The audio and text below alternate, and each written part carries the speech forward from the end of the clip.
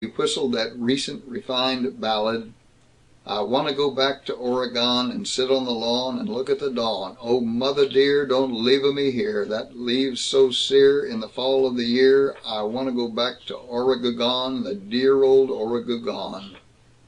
They started shouting optimistically to each other, lights on, trouble seeming over, and they stopped after the next descent, and pools of tears were in the corners of Claire's eyes.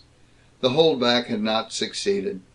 Her big car, with its quick increasing momentum, had jerked at the bug as though it were a lard can. The tow rope had stretched, sung, snapped, and again, in fire-shot delirium, she had gone rocking downhill. He drove up beside her, got out, stood at her elbow.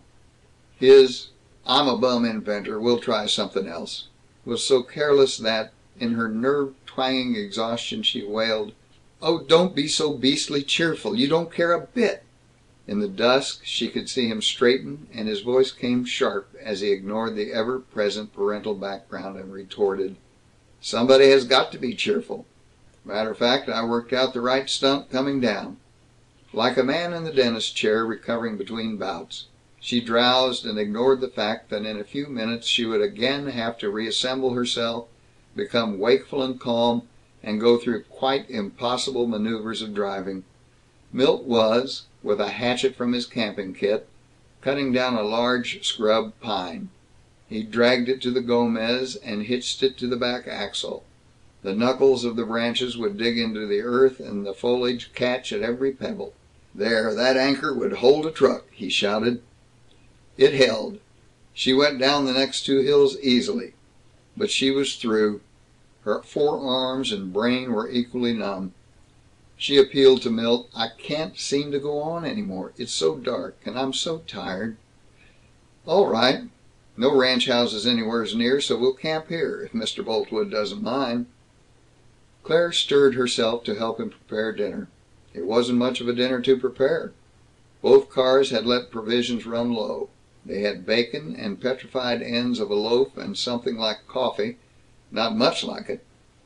Scientists may be interested in their discovery that as a substitute for both cream and sugar in beverages, strawberry jam is a fallacy. For Mr. Boltwood's bed, Milt hauled out the springy seat cushions of both cars. The Gomez cushion was 3 inches thicker than that of the bug, which resulted in a mattress 2 stories in front with a lean-to at the foot, and the entire edifice highly slippery. But with a blanket from Milt's kit, it was sufficient. To Claire, Milt gave another blanket, his collection of antique overcoats, and good advice. He spoke vaguely of a third blanket for himself, and he had one. Its dimensions were 13 by 20 inches. It was of white wool. He had bought it in Dakota for Vere de Vere, and many times that day he had patted it and whispered, "Poor old cat." Under his blankets, Mr. Boltwood thought of rattlesnakes, bears, rheumatism, Brooklyn, and his debt to Milt, and the fact that, though he hadn't happened to mention it to Claire, he had expected to be killed when the brake burned out. Claire was drowsily happy. She had got through. She was conscious of rustling sagebrush, of the rapids of the Yellowstone beside her, of open sky and sweet air and a scorn for people in stuffy rooms, and comfortably ever conscious of Milt 10 feet away. She had in him the interest that a young physician would have in a new X-ray machine, a printer in a new font of type, any creator in a new outlet for his power. She would see to it that her Seattle cousins, the Gilsons, helped him to know the right people during his university work. She herself would be back in Brooklyn, but perhaps he could write to her. Write letters. Brooklyn. She was in Brooklyn. No, no, where was she? Oh yes, camping. Bad day. Brakes. No, she would not marry Jeff Saxton. Brooklyn, river, singing, stars. And when Milt wasn't unromantically thinking of his cold back, he exulted, "She won't be back among her own folks till Seattle. Probably forget me then. Don't blame her.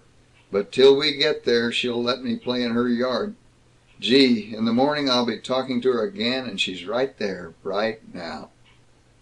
In the morning they were all very stiff, but glad of the sun on sagebrush and river, and the boy and girl sang over breakfast.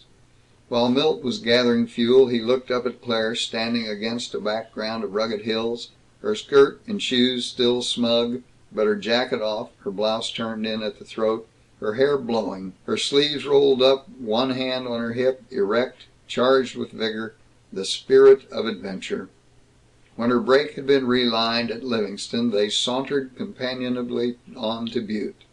And the day after Butte, when Milt was half a mile behind the Gomez, a pink-haired man with a large shiny revolver stepped out from certain bushes and bowed politely, and at that point Milt stopped. End of chapter 15.